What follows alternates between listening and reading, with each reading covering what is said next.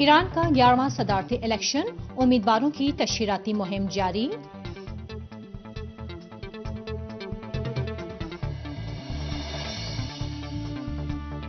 ایران میں الیکشن کے موقع پر بدامنی پھیلانے کا اسرائیلی منصوبہ ناکام، تخریب کار نیٹ ورک کا سرغنہ اور اراکین گرفتار۔ ترکی کے 67 سے زائد شہروں میں مظاہرے، استنبول کا تقسیم اسکوائر اتوار کی رات بھی مظاہرین اور پولیس کے درمیان جنگ کا میدان بنا رہا۔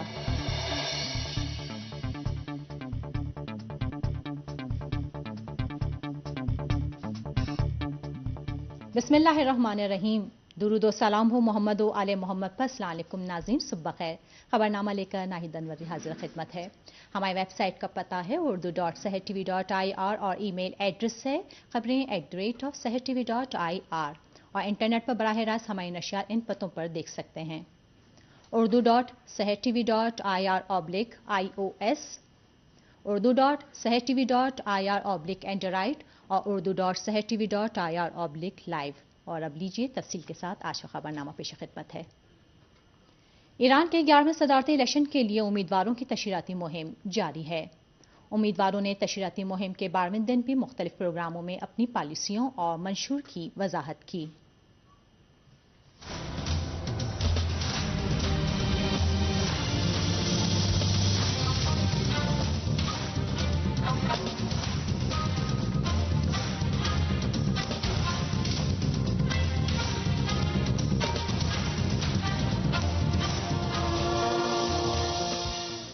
اگر عزیزی در این منطقه 11ویں صدارتی الیکشن کے ایک امیدوار ڈاکٹر سعید جلیلی نے اتوار کو صوبہ کرمان کے شہر جیروفت میں ایک عوامی اجتماع سے خطاب میں ایران کی ماہر افرادی قوت سے کام لینے اور صحیح مینجمنٹ کو ایٹمی میدان میں ایران کی کامیابیوں کا راز بتایا اور کہا کہ وہ ایران کے اندر موجود مہارت اور صلاحیتوں سے کام لے کر ایران کی ایٹمی طاقت میں مزید اضافہ کریں گے۔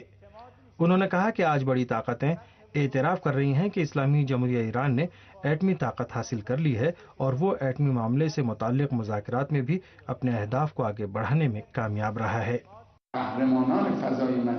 ایک اور صدارتی امیدوار ڈاکٹر غلام علی حداد عادل نے تہران میں سائبر ریسرچ سینٹر کے کارکنوں سے خطاب میں سائبر ٹیکنالوجی کے میدان میں آگے بڑھنے پر زور دیا اور کہا کہ ملک کے بااستعداد نوجوانوں سے ملک و قوم کے سرمایہ کے عنوان سے کام لے کر اس میدان میں روزگار کے کافی مواقع فراہم کیے جا سکتے ہیں۔ انہوں نے اس بات کا ذکر کرتے ہوئے کہ آج دشمن اسلامی ملکوں میں مزاحمت کو نقصان پہنچانے کے لیے سائبر ٹیکنالوجی سے کام لے رہا ہے، کہا کہ مسلمانوں کو چاہیے کہ اس ٹیکنالوجی سے زیادہ استفادہ کریں اور دشمنوں کو ان کے اہداف میں ناکام بنا دیں۔ من بسیار مطالعه کردم۔ ایک اور صدارتی امیدوار محمد غرضی نے تہران میں وکیلوں کے ایک اجتماع سے خطاب میں کہا کہ وہ اپنی حکومت میں قانون کا مکمل نفاذ کریں گے اور حکومتی اداروں میں شفافیت لانا، نیز ملکوں کے ماہرین اور ذہین افراد سے کام لینا ان کی ترجیحات میں شامل ہوگا۔ محمد غرضی نے اسی طرح ایران ٹی وی کے چینل 2 نیوز ٹاک پروگرام میں اعلان کیا کہ وہ حکومت کی آمدنی بڑھائیں گے، اخراجات کم کریں گے اور عوام کے مفاد میں اقتصادی مسائل کو حل کرنے کی کوشش کریں گے۔ ایک اور صدارتی امیدوار ڈاکٹر علی اکبر ولایتی نے تہران کی شہید بہشتی یونیورسٹی کی فیکلٹی آف میڈیکل سائنس کے طلباء کے اجتماع سے خطاب میں کہا کہ ایران کو دوسرے ملکوں کے ساتھ روابط میں کسی مشکل کا سامنا نہیں ہے اور وہ ایران کے ساتھ روابط کے خواہشمند ملکوں کے ساتھ تعلقات استوار کرنے کی کوشش کریں گے۔ ڈاکٹر ولایتی نے اسی طرح ایران کی پرامن ایٹمی سرگرمیاں جاری رکھنے پر زور دیتے ہوئے کہا کہ ان کی حکومت میں ایران اپنے ایٹمی حقوق سے ہرگز چشم پوشی نہیں کرے گا۔ انہوں نے کہا کہ ایران کے پرامن ایٹمی پروگرام سے متعلق مسائل کو صحیح ڈپلومیسی اور مذاکرات کے ذریعے حل کیا جا سکتا ہے۔ مسئله هسته‌ای فعلا یه بهانه‌ای شده که 11ویں صدارتی الیکشن کے ایک اور امیدوار ڈاکٹر محسن رضائی نے جنوب مغربی ایران کے شہر یاسوج میں ایک اجتماع سے خطاب میں کہا کہ وہ پابندیوں سے وجود میں آنے والے مسائل کو مواقع میں تبدیل کر کے ملک کو اقتصادی ترقی و پیش رفت کے راستے پر آگے بڑھائیں گے۔ انہوں نے کہا کہ ان کے پاس پابندیوں پر غلبہ پانے کے لیے ایک تدوین شدہ لائحہ عمل موجود ہے۔ می توانیم کشور را روی ریل تعالی و پیشرفت قرار بدیم۔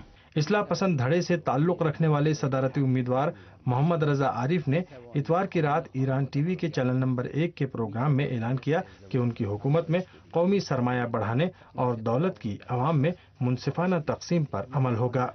انہوں نے خارجہ پالیسی کو بھی اپنی حکومت کی اہم ترجیحات میں شمار کیا اور کہا کہ وہ بین الاقوامی اداروں میں ایران کی پوزیشن کا بھرپور دفاع کریں گے۔ ایک اور صدارتی امیدوار محمد باقر قالیباف نے شمال مغربی ایران کے شہر ارومیہ میں ایک اجتماع سے خطاب میں کہا کہ ان کی حکومت میں سب سے زیادہ توجہ اقتصادی امور پر دی جائے گی۔ انہوں نے کہا کہ زراعت اور مویشیوں کی پرورش کا فروغ اقتصادی پروگراموں کی ترجیحات میں شامل ہوگا۔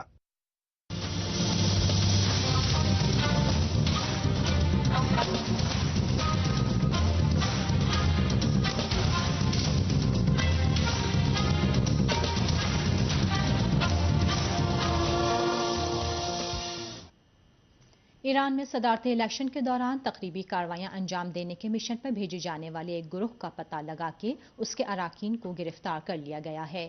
ایران کے انٹیلیجنس کی وزارت نے اتوار کی شام کو ایک بیان جاری کر کے اعلان کیا ہے کہ اس کے اہلکاروں نے ایک کاؤنٹر انٹیلیجنس آپریشن میں ایک دہشت گرد نیٹ ورک کا پتہ لگا کے اس کے اراکین کو گرفتار کر لیا ہے۔ بیان میں بتایا گیا ہے کہ اس دہشت گرد نیٹ ورک کا سرغنہ علاقے کی ایک انتہائی رجعت پسند عرب حکومت کے جاسوسی کے ادارے سے تعلق رکھتا تھا۔ رپورٹ میں بتایا گیا ہے کہ جس رجعت پسند عرب حکومت نے گرفتار ہونے والے جاسوس کو تیار کر کے ایران میں بھیجا تھا، وہ سیاسی، فوجی، اقتصادی اور ثقافتی نیز انٹیلیجنس کے میدان میں کسی بھی طرح ایران کی برابری نہیں کر سکتی۔ ایران کے محکمہ انٹیلیجنس نے بتایا ہے کہ رجعت پسند عرب حکومت کی انٹیلیجنس نے، جو اسرائیلی جاسوسی تنظیم موساد سے جڑی ہوئی ہے، ایران میں پکڑے جانے والے تخریب کار گروہ کے سرغنہ کو مقبوضہ فلسطین بھیجا، جہاں اس نے موساد سے جاسوسی اور تخریب کاری کی ٹریننگ لی اور ٹریننگ مکمل ہونے کے بعد اس کو ایران بھیجا گیا۔ رپورٹ میں بتایا گیا ہے کہ ایران کے اندر قومی اور فرقہ وارانہ اختلاف و تفرقہ پیدا کرنا، مختلف مذاہب و اقوام کی اہم شخصیات کو قتل کرنا اور اس کو دوسری اقوام اور مذاہب یا بعض اداروں سے نسبت دینا اس جاسوس اور دہشت گرد گینگ کے مشن میں شامل تھا۔ ترکی میں حکومت مخالف مظاہروں نے پورے ملک کو اپنی لپیٹ میں لے لیا ہے۔ ترکی کے مختلف شہروں سے ہمارے نمائندوں کی رپورٹوں کے مطابق حکومت مخالف مظاہروں نے اس ملک کے 67 سے زائد شہروں کو اپنی لپیٹ میں لے لیا ہے۔ اس رپورٹ کے مطابق اتوار کی رات بھی دارالحکومت انقرہ اور استنبول سمیت مختلف شہروں میں مظاہرین اور سیکورٹی اہلکاروں کے درمیان تصادم میں سینکڑوں افراد زخمی ہو گئے۔ رپورٹ میں بتایا گیا ہے کہ پولیس نے استنبول کے تقسیم اسکوائر پر مظاہرین کو منتشر کرنے کے لیے لاٹھی چارج کیا، آنسو گیس کی زبردست شیلنگ کی اور پانی کی توپیں استعمال کیں۔ استنبول کا تقسیم اسکوائر اور اس کے اطراف کے علاقے مظاہرین اور سیکورٹی دستوں کے درمیان میدان جنگ کا نقشہ پیش کر رہے تھے اور مشتعل مظاہرین اور سیکورٹی اہلکاروں کے درمیان آنکھ میں چولی کا سلسلہ رات دیر تک جاری رہا۔ مظاہرین وزیر اعظم رجب طیب اردوغان کے استعفے کا مطالبہ کر رہے ہیں۔ رجب طیب اردوغان نے حزب اختلاف پر عوام کو حکومت کے خلاف برگلانے کا الزام لگایا ہے۔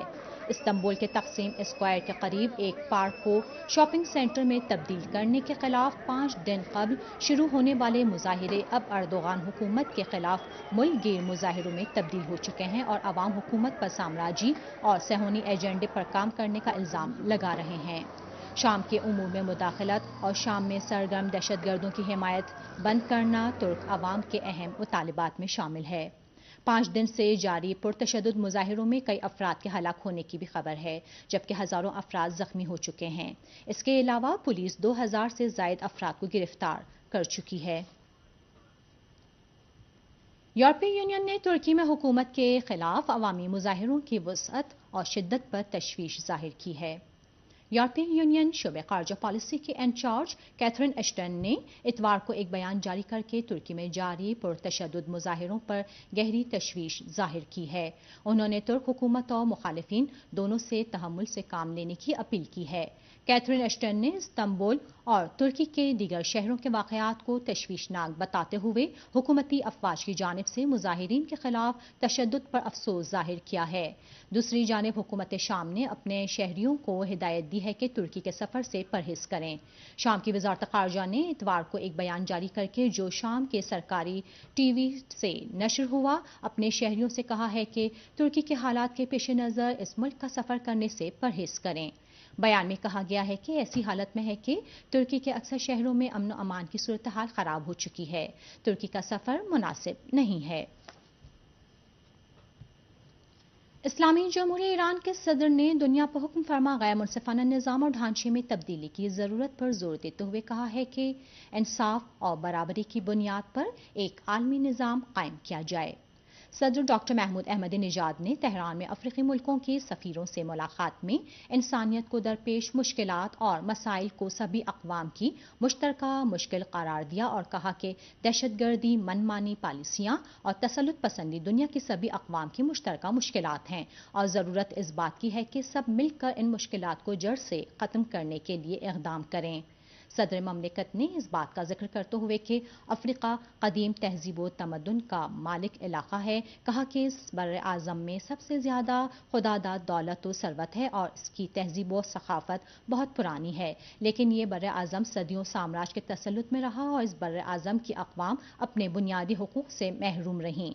صدر احمدی نژاد نے اس بات کا ذکر کرتے ہوئے کہ تسلط پسند طاقتیں مختلف بہانوں من جملہ دہشت گردی، منشیات اور ماحولیات کو بہانہ بنا کر دیگر ملکوں پر دباؤ ڈالتی ہیں، کہا کہ دنیا پر حکم فرما موجودہ نظام ہی غیر منصفانہ ہے اور اقوام متحدہ سلامتی کونسل اور دنیا پر حکم فرما مالیاتی نظام میں قوموں کے مفادات کی بنیاد پر اصلاحات کیے جانے کی ضرورت ہے۔ حزب اللہ لبنان کے خلاف یورپین یونین کے مجوزہ اجلاس پر لبنان میں مختلف حلقوں نے شدید رد عمل کا اظہار کرتے ہوئے اس کی سخت الفاظ میں مذمت کی ہے۔ لبنان کے وزیر خارجہ عدنان منصور نے عوامی تحریک مزاحمت حزب اللہ کا نام دہشت گرد تنظیموں کی فہرست میں شامل کیے جانے کے ممکنہ فیصلے کی مذمت کرتے ہوئے اسے عالمی بھتہ خوری کی ایک کوشش قرار دیا ہے۔ عدنان منصور نے 4 جون کو برسلز میں ہونے والے یورپی یونین کے اجلاس پر رد عمل ظاہر کرتے ہوئے جس میں حزب اللہ کے نام کو اس یونین کی دہشت گرد تنظیموں کی لسٹ میں شامل کیے جانے کا معاملہ زیر بحث آئے گا، کہا کہ کسی بھی فریق کی جانب سے حزب اللہ کے نام کو دہشت گردوں کی فہرست میں شامل کرنا سیاسی بھتہ خوری کے مترادف ہے۔ انہوں نے کہا کہ حزب اللہ ہمارے قومی اور سیاسی ڈھانچے کا اہم ستون ہے اور اس کے ارکان پارلیمنٹ میں موجود ہیں۔ لبنان کے وزیر خارجہ نے کہا کہ وہ 2 ٹوک الفاظ میں کہتے ہیں کہ ان کا ملک حزب اللہ کے نام کو دہشت گرد تنظیموں کی فہرست میں شامل کیے جانے کا سخت مخالف ہے۔ انہوں نے کہا کہ ہم حزب اللہ کا نام دہشت گرد تنظیموں کی فہرست میں شامل کرنے کے لیے عالمی فریق پر اسرائیل کے دباؤ سے اچھی طرح واقف ہیں۔ لبنان کے وزیر خارجہ نے کہا کہ ایسا کوئی بھی اقدام خطرناک ہوگا اور امن و استحکام کے قیام میں بھی اس سے کوئی مدد نہیں ملے گی۔ لبنان کے نامزد وزیر اعظم سلام تمام نے بھی یہ بات زور دے کر کہی ہے کہ حزب اللہ اسرائیل کے خلاف مزاحمت کی علامت ہے اور اس کی شام میں موجودگی سے ہماری پالیسی میں کوئی تبدیلی نہیں آئی ہے۔ انہوں نے یورپی یونین کی جانب سے حزب اللہ کے فوجی ونگ کا نام دہشت گرد تنظیموں کی فہرست میں شامل کیے جانے کے لیے کی جانے والی کوششوں پر رد عمل ظاہر کرتے ہوئے کہا کہ یورپی یونین اپنے فیصلے میں آزاد ہے، لیکن ہمارے لیے حزب اللہ ایک تحریک مزاحمت ہے۔ انہوں نے واضح کیا ہے کہ جب تک اسرائیل کا خطرہ موجود ہے اور یہ حکومت لبنان کی عرضی سالمیت اور اقتدار اعلیٰ کی خلاف ورزی کرتی رہے گی، اس وقت تک تحریک مزاحمت کا ہونا ایک لازمی امر ہے۔ واضح رہے کہ اسرائیل کے خلاف تحریک مزاحمت اور امریکہ کی سازشوں کے مقابلے میں ڈٹ جانے کی وجہ سے حزب اللہ کو شروع ہی سے یورپ، امریکہ اور اس کے علاقائی اتحادیوں کی مکروہ سازشوں کا سامنا رہا ہے۔ اسی تناظر میں مغربی سازشوں کے ساتھ ساتھ کویتی سفارتی ذرائع نے بعض عرب ملکوں کی جانب سے حزب اللہ کے خلاف اشتعال انگیز کوششوں کی بھی خبر دی ہے۔ کویت کے اخبار الرائے نے سفارتی ذرائع کے حوالے سے بتایا کہ خلیج فارس تعاون کونسل کے رکن ممالک کے وزرائے خارجہ 2 جون کو سعودی عرب میں ہونے والے اجلاس میں حزب اللہ کا نام دہشت گرد تنظیموں کی فہرست میں شامل کرنے پر غور کریں گے۔ حزب اللہ کے خلاف خلیج فارس تعاون کونسل کا یہ اشتعال انگیز اقدام اس بات کی نشاندہی کرتا ہے کہ خلیج فارس تعاون کونسل خطے میں امریکہ کی پالیسیوں پر آنکھ بند کر کے عمل کرتی چلی آئی ہے اور مغربی ملکوں کے غلام کا کردار ادا کر رہی ہے۔ البتہ لبنان کی حکومت کے 2 ٹوک موقف سے واضح ہو گیا ہے کہ لبنانی عوام کے مختلف طبقات تحریک مزاحمت کے خلاف الزام تراشیوں کو ہرگز برداشت نہیں کریں گے۔ لبنانی حکومت نے واضح کر دیا ہے کہ عوامی تحریک مزاحمت حزب اللہ ملک کی سیاسی اور سماجی قوت کا ایک حصہ ہے اور اسرائیل کے جارحیت کے مقابلے میں ملک کے دفاع کی اہم ترین ضرورت ہے۔ یہی وجہ ہے کہ لبنان کی حکومت اور عوام حزب اللہ پر فخر کرتے ہیں اور اس کے مجاہدانہ کردار کو سراہتے چلے آئے ہیں۔ اور آخر میں ایک بار پھر اہم ترین خبروں کی سرخیوں پہ ایک نظر ڈالتے ہیں۔ ایران کا 11واں صدارتی الیکشن، امیدواروں کی تشہیراتی مہم جاری۔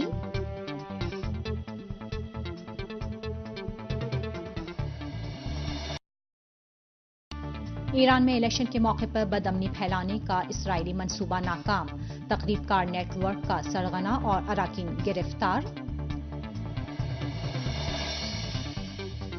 ترکی کے 67 سے زائد شہروں میں مظاہرے، استنبول کا تقسیم اسکوائر اتوار کی رات بھی مظاہرین اور پولیس کے درمیان جنگ کا میدان بنا رہا۔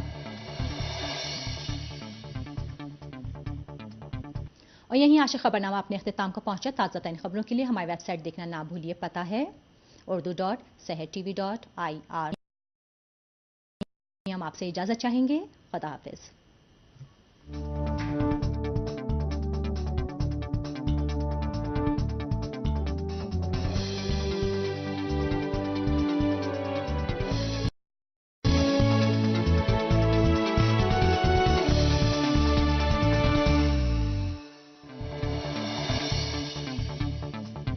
ایران کا 11واں صدارتی الیکشن، امیدواروں کی تشہیراتی مہم جاری۔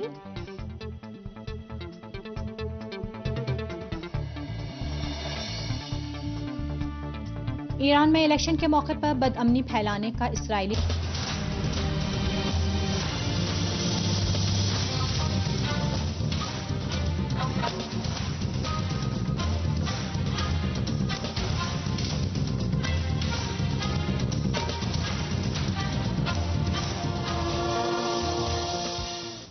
اگر عزیزی در این منطقه 11ویں صدارتی الیکشن کے ایک امیدوار ڈاکٹر سعید۔ بسم اللہ الرحمن الرحیم، درود و سلام ہو محمد و آل محمد پر۔ السلام علیکم ناظرین، صبح بخیر۔ خبرنامہ لے کر ناہید انوری حاضر خدمت ہے۔ ہماری ویب سائٹ کا پتہ ہے urdu.sehertv.ir اور ای میل ایڈریس ہے خبریں@sehertv.ir، اور انٹرنیٹ پر براہ راست ہماری نشریات ان پتوں پر دیکھ سکتے ہیں۔ urdu.sehertv.ir/ios منصوبہ ناکام، تقریب کار نیٹ ورک کا سرغنہ اور اراکین گرفتار۔ ترکی کے 67 سے زائد شہروں میں مظاہرے، استنبول کا تقسیم اسکوائر اتوار کی رات بھی مظاہرین اور پولیس کے درمیان جنگ کا میدان بنا رہا۔